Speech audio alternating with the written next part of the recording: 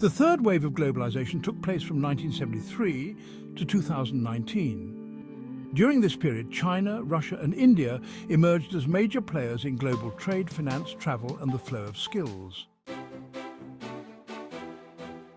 In 2001, China joined the World Trade Organization, and by 2009 it had become the world's largest exporter of goods. By 2018, China's exports accounted for more than 12% of all global sales, and its trade surplus with the United States reached almost $420 billion. After decades of the Cold War, the Soviet Empire began to unravel during the late 1980s. It was officially dissolved on December 26, 1991. For the first time in history, the former Soviet Union became open to foreign investment, international trade, and immigration for both permanent and temporary work and study. Between 2000 and 2019, India's per capita GDP grew above 4% annually. Since 2008, the country's annual growth of goods exports has been at 5.3%, only slightly behind China's 5.7%. Global trade's share in the world increased from around 30% in 1973 to almost 61% in 2008. And since 1999, the total trade volume has risen almost sixfold. By 2018, overall global trade was 35% above the 2008 peak, and the world trade's share was above 59%.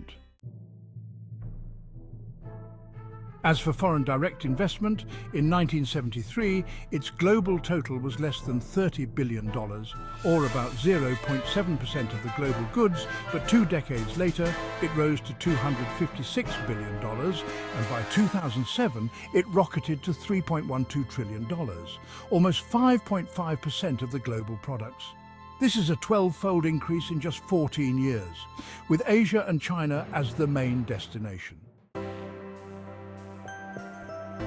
As a result of these shifts, by 2017, the global network of China was as high as of Japan, Russia has rivaled that of Sweden, and India could be compared to Singapore. China had become the largest manufacturer of consumer goods, Russia one of the big exporters of energy and minerals, and India the most important contingent of skilled immigrants of software engineers in Silicon Valley. Post-1973 globalization has more than tripled the mass of sea trade and brought major shifts in goods composition, resulting in an increase in global integration and interdependence. It also quadrupled global merchant capacity. This mass-scale conversion to container shipping required the corresponding conversion of freight trains and truck transportation as well. The shipment of expensive food, freshly picked flowers, caught tuna and high-value electronics require speed.